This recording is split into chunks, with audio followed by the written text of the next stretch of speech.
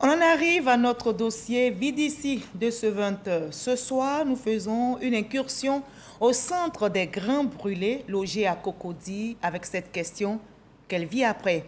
Ils sont plus de 500 patients à être reçus chaque année dans ce centre. Après le long processus de leur prise en charge entre douleur et désespoir, comment parviennent-ils à se reconstruire une fois sortis d'hôpital? Comment se fait leur réintégration dans la société? Dans quel état physique, quel état moral s'intègrent-ils? Qu'en est-il surtout pour les travailleurs? Comment affronter le regard des autres? Quelle issue après l'étape des soins? Questions-réponses dans le dossier vide ici signé ce soir, Khalil Diomondé, Serge Kolia. Mais attention, certaines images peuvent choquer.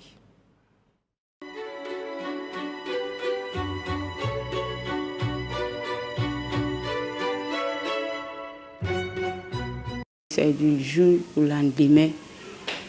Ma vie a été détruite. Quand je pense à ça, ça me fait très mal.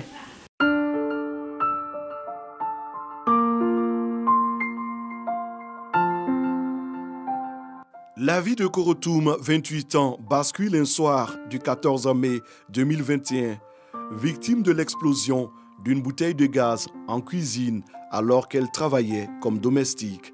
La jeune femme est brûlée au 3e degré.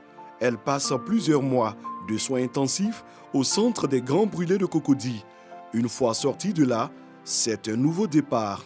Tout recommencer à zéro et affronter le regard de la société. Aujourd'hui, je ne peux plus travailler pour avoir l'argent. Quand je sors, là, les gens me regardent beaucoup. Quand tu t'en vas quelque part, tu te renseignes là. Les gens pensent que c'est pour dire bonjour, je veux de l'argent. 4 ans, c'est le nombre d'années qu'aura passé Korotoum comme domestique au domicile de la famille où s'est produit son accident. Elle dit avoir reçu la somme de 500 000 francs CFA de son ancienne patronne. Celle-ci a rompu tout contact avec elle aujourd'hui. Depuis elle est quittée ici aussi. Elle m'a pas appelé un jour, dit Koro, et ta santé, c'est comment? Je l'appelais aussi. Quand j'appelle, le téléphone sonne, ça ne décroche pas. Je ne savais pas qu'un jour, si problème arrive, on peut m'oublier totalement comme ça. Depuis 2 ans, le quotidien de Korotoum est fait de prières et d'espoir. Bien que déterminée à se reconstruire, elle est freinée par l'invalidité de ses mains. Seule une intervention chirurgicale peut la sauver. Ahmad, 24 ans, est lui aussi un grand brûlé. Son cas relève d'un accident de travail survenu en décembre 2020. Après un appui médical d'une semaine, son entreprise le laisse livrer à lui-même. Il n'a pas été déclaré à la CNPS, la Caisse nationale de prévoyance sociale. À un moment donné, on dit qu'ils ont trop perdu, ils ont trop dépensé, donc ils ne peuvent plus me soigner, que donc les parents n'ont qu'à prendre le reste. Je suis devenu une charge pour les parents. Lorsqu'il se remet de ses brûlures après environ 9 mois, Ahmad frappe à la porte de son employeur, espérant être réintégré. Il est tout simplement refoulé à son grand désarroi. Quand je suis parti à la société, mon patron, dès qu'il m'a regardé, m'a chassé. C'est quelle entreprise tu vas partir avec ces images? Plus que toi-même, ton entreprise, on te chasse. Tu vas aller t'arrêter devant quel patron pour dire que tu travailles? Tu ne sais même pas compter sur quoi. Tu ne sais même pas, souvent tu es assis, tu ne sais pas comment tu vas faire pour manger. Plus d'emploi, plus d'économie. Ahmad a perdu tout espoir. Que disent les textes juridiques relatifs à la sécurité au travail? Quelle issue pour les accidentés de travail non déclarés à la CNPS?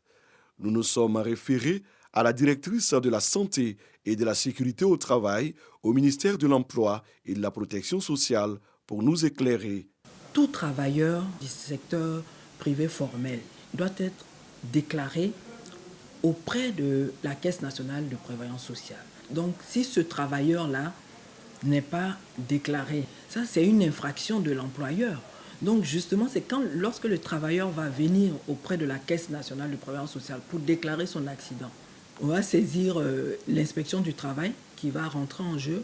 Selon les dispositions du Code du travail, l'employeur a obligation d'assurer la préservation de l'emploi de son travailleur accidenté. Un employeur qui a son travailleur qui a été victime d'accident de travail n'a pas le droit de le jeter à la porte du jour au lendemain.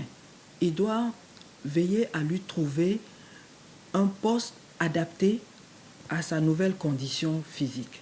La question du respect des droits des grands brûlés et l'amélioration de leurs conditions de vie, Rose de Souza en a fait son cheval de bataille. Elle accompagne depuis 2021 les personnes brûlées à travers son association. Les grands brûlés sont stigmatisés.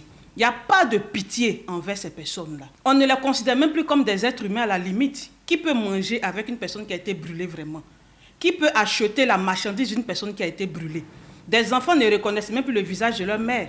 Il faut dire qu'il y a un taux élevé de suicide au milieu des anciens grands brûlés. C'est justement pour empêcher les cas de suicide que la prise en charge psychologique de ces personnes revêt toute son importance. Il y a le choc traumatique qui est lié justement à la brûlure qui réapparaît de façon continuelle, même dans le sommeil de la personne. Ça hante la personne. On peut corriger les choses par la chirurgie plastique. La chirurgie réparatrice peut intervenir, c'est vrai.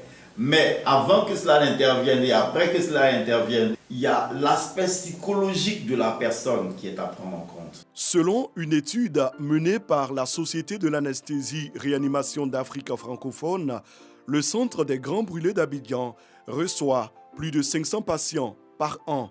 Des patients qui, à l'image de Korotoum et Ahmad, nourrissent un seul espoir, celui d'être acceptés pour ce qu'ils sont devenus une fois sortis de l'hôpital et poursuivre sans préjugés le cours normal de leur existence en se donnant les moyens de se prendre en charge.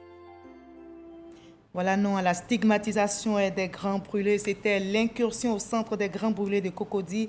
Quelle vie après les soins, dossier VDC réalisé pour vous par Khalil Diomondé et Serge Collier.